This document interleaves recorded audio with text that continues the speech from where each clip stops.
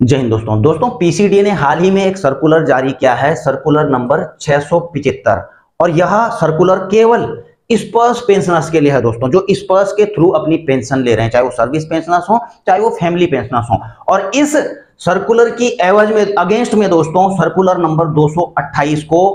Cancel कर दिया गया है। अब आप सोच रहे होंगे कि ये सर्कुलर नंबर 228 क्या है, 675 क्या है। दोस्तों ये जो सर्कुलर है, सर्कुलर नंबर 675, यह 9 जुलाई 2024 को पीसीडीए के द्वारा जारी किया गया है। और दोस्तों इसके एक एक पॉइंट में कवर करके चलूंगा, और आप दोस्तों हर पॉइंट को सही तरीके से समझ जरूर लेना, क्योंकि यह आपके भविष्य में या फिर जो आपके फैमिली पेंशनर्स हैं या डिपेंडेंट हैं उनको भविष्य में बहुत ज्यादा काम आने वाला है। अब सब्जेक्ट क्या है दोस्तों, issue of no objection certificate by PCDA Prayagraj for closure of pensioners oblique family pensioners bank account and final withdrawal by the nominee. तो इसकी कहानी थोड़ा सा हल्का सा मैं यह बता देता हूं दोस्तों, ये बेसिकली किस चीज के लिए है आपको पता होना चाहिए दोस्तों, कि सभी पेंशनर्स का, चाहे वो सर्विस पेंशनर्स हो या फैमिली पेंशनर्स हो, उनकी जो पेंशन होती है उनके किसी भी एक बैंक के खाते में आती है।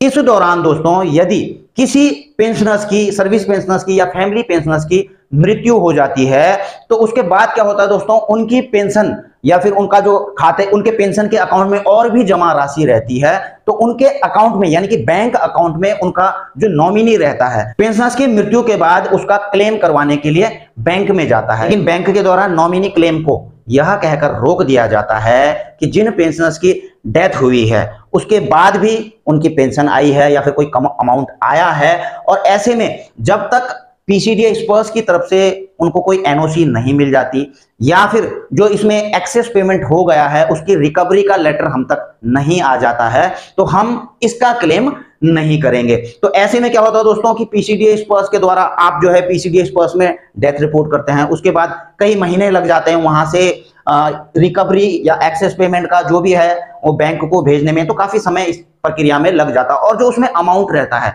अकाउंट में जो अमाउंट रहता है, तो उसमें जरूरी नहीं कि उनका पेंशन ही का अमाउंट रहेगा, पिछला भी कुछ और जमा राशि होगी वो भी रह सकता है उसमें, और केवल एनओसी के चक्कर में पूरा क्लेम रोक दिया जाता है। तो इसी चीज को दूर करने के लिए, ताकि डिपेंडेंट्स को या फैमिली पेंशनर्स को परेशानी ना हो, ये एनओसी की कोई दिक्कत ना हो, इसलिए दोस्तों यह 675 नंबर का सर्कुलर जारी किया गया है। एक एक पॉइंट पढ़ूंगा दोस्तों। Reference is invited to this office circular number 228 number circular का रेफरेंस दिया गया है। पहले इसी के रिगार्डिंग निकाला था 19 जुलाई 2023 को, और इस पर दोस्तों मैंने वीडियो भी बनाई थी, हालांकि सर्कुलर नंबर 228 पर बैंकों को निर्देश, ठीक है ना, तो आप जाकर के देख सकते हो उसमें क्या क्या है। तो इसमें क्या लिखा हुआ है दोस्तों, regarding issue of no objection certificate to bank from PCDA Prayagraj office for closure of defense pensioner oblique family pensioners bank account who are drawing pension through spurs and final withdrawal bye there nominee. अब देखिए दो चीजें इसमें, एक तो जो है drawing pension through Spurs and final withdrawal bye there nominee की, यानी कि जो है जो भी पूरा अमाउंट है उसको किस प्रकार से विड्रॉल किया जाए, तो इसके लिए निर्देश जारी किए हैं बैंकों के लिए। In order to further streamline of process instruction issued by this office earlier circular number 228 is hereby cancelled into 2, यानी कि जब से यह 675 इन्होंने जारी किया है तो इसके आगे जो है सर्कुलर नंबर 228 को कैंसिल कर दिया गया है, क्योंकि ये सेम सब्जेक्ट के ही रिगार्डिंग है। अब देखिए दोस्तों इसमें जो है क्या सुधार हुए हैं, किस प्रकार से हुए हैं, आप इस चीज को समझिए। henceforth following procedure may be adopted for release of amount lying in the account of deceased defense pensioners family pensioners who are drawing their pension through spurs to their nominee। यानी कि दोस्तों जो स्पर्श के थ्रू पेंशन ले रहे हैं, यदि उनकी मृत्यु हो जाती है पेंशनर्स या फैमिली पेंशनर्स की, जो उनके खाते में पैसा पड़ा हुआ है उसको ड्रॉ करने के लिए, उसके नॉमिनी के द्वारा ड्रॉ करने के लिए निम्नलिखित निर्देश बैंकों को दिए गए हैं। और दोस्तों इसमें पीसीडीए ने दो कैटेगरी में नॉमिनीज को बांटा है। जी हाँ, पहली कैटेगरी में तो नॉमिनी यदि जो है फैमिली पेंशनर्स अवेलेबल हैं, यानी कि सर्विस पेंशनर्स की मृत्यु होती है तो फैमिली पेंशनर्स को किस प्रकार से नॉमिनी क्लेम करना है। और दूसरा बांटा है दोस्तों कि जिनके फैमिली पेंशनर्स अवेलेबल नहीं है, हो सकता है दोस्तों वो फैमिली पेंशनर्स हो, फैमिली पेंशनर्स की अगर मृत्यु हो जाती है उनके बाद कोई पेंशन लेने वाला ना हो, लेकिन उनके बैंक अकाउंट में नॉमिनी हो, तो किस प्रकार से क्लेम करना है अलग अलग बताया है। तो पहला वाला पार्ट लेकर के चलते हैं कि in case where family pension is being sanctioned paid through Sparsh. जी हाँ दोस्तों, यदि सर्विस पेंशनर्स की मृत्यु होती है और फैमिली पेंशन अवेलेबल हैं, उनकी पेंशन फैमिली पेंशन सैंक्शन हो चुकी है या जो है स्पर्श के थ्रू जो है उनको पेंशन मिल रही है फैमिली पेंशन, तो any excess amount disbursed after death of pensioners oblique family pensioners is being adjust from arrears monthly family pension from next of king. यानी कि दोस्तों इस चीज को लगा करके चलिए, यदि फैमिली पेंशन अवेलेबल हैं, उनकी फैमिली पेंशन सैंक्शन हो चुकी है या फिर जो है उनको स्पर्श के थ्रू पेंशन मिल रही है, तो ऐसी हालत में दोस्तों जो पेंशनर्स के जिनकी डेथ हुई है उनके अकाउंट में जो भी अमाउंट है तो वो जो फैमिली पेंशनर्स हैं उसको निकाल सकते हैं। और यदि जो एक्सेस अमाउंट, आप समझ सकते हो एक्सेस अमाउंट का, कि सपोज जो है किसी की मृत्यु जो है किसी महीने की 5 तारीख को हो जाती है, तो 1 से 5 तक तो पेंशन बनती है, लेकिन उस महीने की उनकी पेंशन आ जाती है क्योंकि डेथ रिपोर्ट तो करी होगी बाद में, तब तक वहां से पेंशन आ जाती है। कभी कभी तो 2-3 महीने तक जो है पेंशन उनकी आती रहती है, वो एक्सेस अमाउंट हुआ। अगर फैमिली पेंशनर्स हैं अवेलेबल तो बैंक उन्हें उस राशि को पे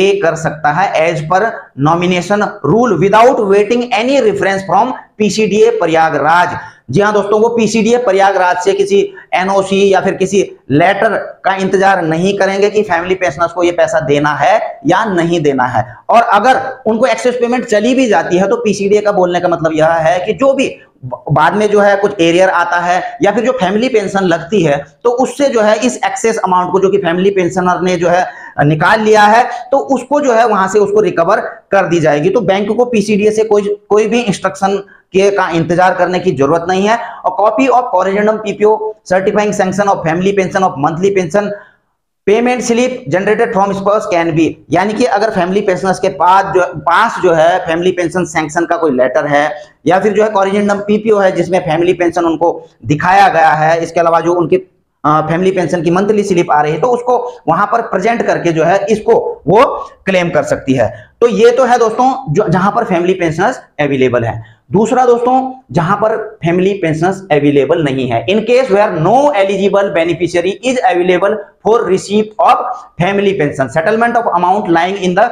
pensioners oblique family pensioners bank account shall be regulated as under. तो जहां पर फैमिली पेंशनर्स नहीं है, केवल जो है उस अकाउंट में नॉमिनी है, तो उनको किस प्रकार से क्लेम किया जाएगा। पहला पॉइंट देखिए इसमें, wherever family pension is not being sanctioned or no eligible family pensioners is available in family hierarchy for claiming family pension. जी हाँ दोस्तों, आपको पहले बताया कि अगर किसी की फैमिली पेंशन सैंक्शन हो चुकी है और एक्सेस पेमेंट उसमें जा रखी है अकाउंट में, तो फैमिली पेंशन उसको अवेल कर सकते हैं। अगर उनकी सैंक्शन हो चुकी है तो रिकवरी जो है पीसीडीए कर लेगा, उसको वापस भेजने की जरूरत नहीं है बैंक को। लेकिन अगर फैमिली पेंशन सैंक्शन नहीं हुई है या फिर कोई एलिजिबल फैमिली पेंशनर्स अवेलेबल नहीं है, तो ऐसी हालत में bank will allow to withdraw the amount available in deceased pensioners oblique family pensioners account which was credited available in the account prior to the month of demise of pensioners oblique family pensioner to the bank account nominee as per banking nomination rule without waiting for any reference from PCDA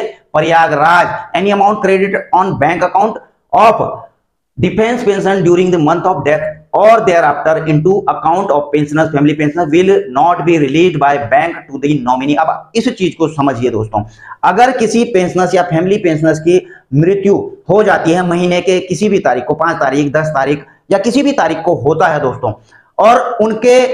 next में जो है कोई family pensioners नहीं है, केवल जो है account में नॉमिनी है, तो वो कैसे क्लेम कर सकते हैं दोस्तों। वो क्या करेंगे दोस्तों, नॉमिनी क्लेम करने के लिए वहां पर जाएंगे, डेथ सर्टिफिकेट वहां पर देंगे, तो बैंक क्या करेगा उस महीने, यानी कि जिस महीने उनकी डेथ हुई है, सपोज जो है अगस्त के महीने में 5 तारीख या 10 तारीख कोई भी किसी भी महीने उनकी डेथ हो जाती है, तो अगस्त के महीने की जो उनकी पेंशन आती है तो वो वाली पेंशन को छोड़ करके उससे पहले की जितनी भी जमा राशि है वो उनके क्लेमेंट को, जो नॉमिनी है, उनको वो दे देगी। बाकी केवल मृत्यु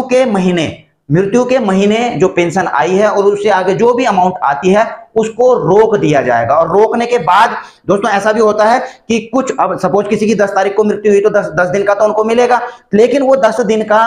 उनके जो क्लेमेंट है नॉमिनी उनको नहीं दिया जाएगा अगर वो पहले ही उसको क्लेम करते हैं। वो कब दिया जाएगा इस चीज को आप समझिए, यानी कि फाइनल क्लेम कब होगा उसका, PCDA Prayagraj which convey detail of demand to the bank for refund excess amount of remitted to the deceased defence pensioners family pensioner post date of death of final settlement of disease amount. तो इससे पहले तो आपको पता ही, अगर किसी की मृत्यु होती है तो स्पर्श में डेथ रिपोर्ट करनी पड़ती है। अगर इन्होंने डेथ रिपोर्ट कर दी है तो उसके बाद क्या करता है पीसीडीए, पीसीडीए देखता है कि कितनी तारीख को इनकी मृत्यु है, 10 को हुई, 15 को हुई और इस महीने की इनकी पेंशन है, अगले महीने की तो 15 जिस दिन मृत्यु है उसके बाद का जो अमाउंट है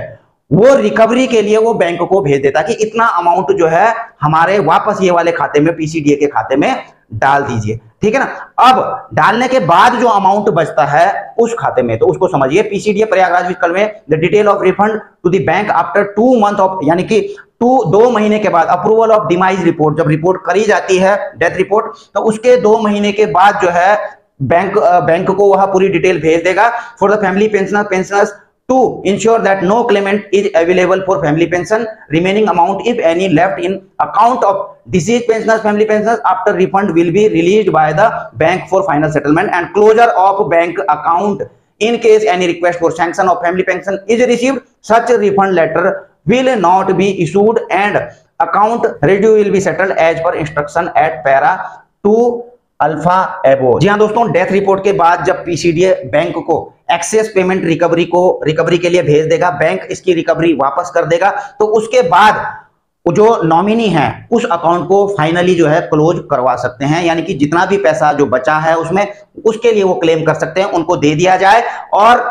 उनके जो बैंक अकाउंट है उसको क्लोज कर दिया जाए। और in case request of sanction, यदि जो है कोई फैमिली पेंशन है, इस चीज को कंफर्म दोस्तों पीसीडीए भी करेगा कि इनके बाद कोई फैमिली पेंशन नहीं है। अगर फैमिली पेंशन होगा कोई क्लेम करने वाला तो ऐसे में दोस्तों तो पीसीडीए बैंक को उसे रिफंड करने के लिए कोई भी लेटर जारी नहीं करेगा, बल्कि जो ये प्रक्रियाएं बताई गई हैं यहाँ पर इसी हिसाब से काम चलेगा। बाकी आई होप कि आप समझ ही गए होंगे इस चीज को। और दूसरी चीज मैं आपको एक चीज और बता देना चाहता हूं दोस्तों, देखिए एक एलटीए नॉमिनी होता है, एक बैंक अकाउंट में नॉमिनी होता है। एलटीए नॉमिनी आपका पेंशन डिसबर्सिंग एजेंसी में होता है, यानी कि पेंशन का जो पिछला कुछ एरियर वगैरह होता है तो वो पीसीडीए देखेगा, स्पर्श देखेगा। लेकिन बैंक अकाउंट का जो नॉमिनी होता है दोस्तों वो केवल किस चीज को क्लेम कर सकता है, जो अमाउंट पेंशनर्स के खाते में है। तो कुल मिला के बात यह है कि जो बैंक अकाउंट में नॉमिनी है, जरूरी नहीं कि वो एलटीए नॉमिनी भी हो या फिर जो है फैमिली पेंशनर्स के लिए एलिजिबल भी हो, ठीक है ना। तो इसमें बैंक अकाउंट के नॉमिनी में कोई भी हो सकता है, लेकिन जो एलटीए नॉमिनी होता है या फैमिली पेंशनर्स के जो दावेदार होते हैं वो तो उनके सर्विस रिकॉर्ड में वहां पर मेंशन रहते हैं। और हाँ दोस्तों, अगर आप चाहते हैं कि सर्कुलर नंबर 675 आपको भी अवेलेबल हो तो आप जो है टेलीग्राम का मेरा ग्रुप है उस पर जुड़ सकते हैं, मैं वहां पर इसको अवेलेबल करा दूंगा। तो जो टेलीग्राम का ग्रुप का लिंक है मैं इस वीडियो को डिस्क्रिप्शन में दे दूंगा, आप वहां पर जाकर उसे ज्वाइन कर सकते हैं और वहां पर मैं ये चीजें डालता रहता हूं। तो बाकी दोस्तों, आपको वीडियो अगर जानकारी भरी लगी हो तो वीडियो को लाइक शेयर कर सकते हैं, चैनल में नए हैं तो चैनल को सब्सक्राइब करके बेल आइकन का घंटा दबा सकते हैं ताकि आपको मेरी आने वाली वीडियोज की नोटिफिकेशन भी मिलती रहे। जल्द मिलेंगे नई वीडियो में नई जानकारी के साथ। जय हिंद, वंदे मातरम।